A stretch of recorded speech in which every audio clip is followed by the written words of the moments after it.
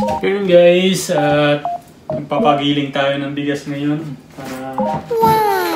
Medyo malapit lang naman dito. Hahatiin lang natin guys kasi medyo mabigat. Nakabike lang tayo kaya baka hindi natin mabuhat masira yung bike natin. Pala yung bigas na namin. Mura lang to guys. Ayan, kulay brown siya. Papuputiin lang natin. Wala naman siyang balat. Ayun o. Hindi ka guys sa atin talagang may palay pa. Dito wala na talaga. Okay. Mura lang to guys na bigas no. Mahal kasi yung bigas dito sa Japan. Kaya siyempre mas makatipid tayo. Doon tayo sa mura. Ayan. Hatiin lang natin guys.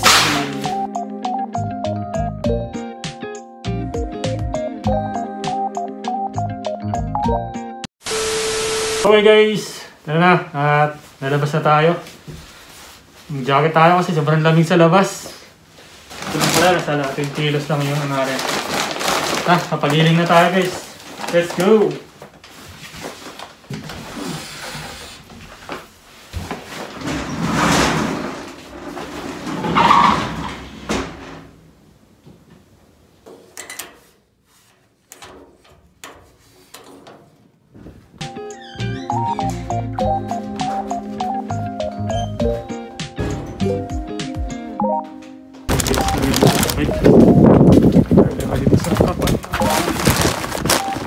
Siguro yan nga yan.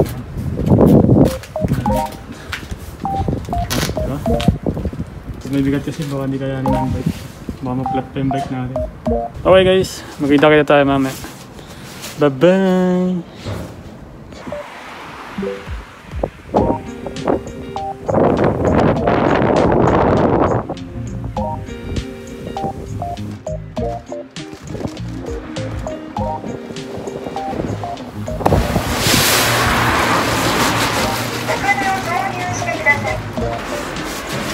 Okay guys, andito na tayo.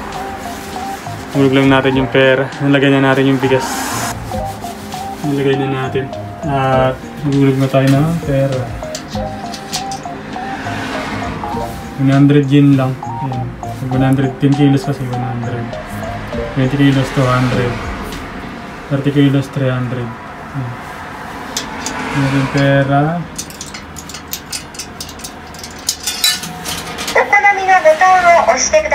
Init na ito.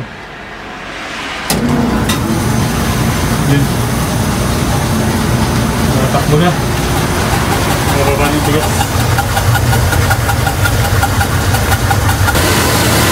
Pakakalin nyo ito guys para bumaba yun.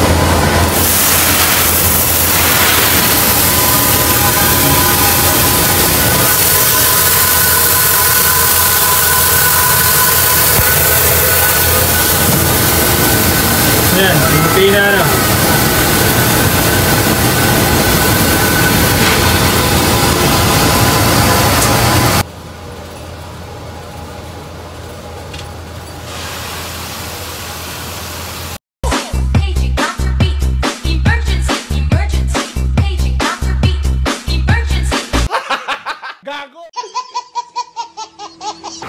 Okay guys, natapos na. Yan lang kadali, bilis lang no. Yan lang kasi dito sa Japan, talagang machine lang talaga gumagana dito.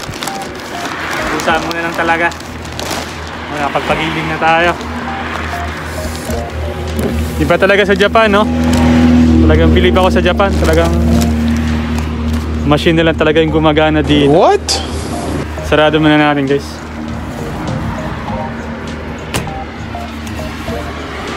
Tabing kalsada lang to guys oh.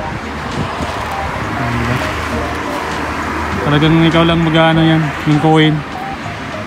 Sarili mo lang talaga.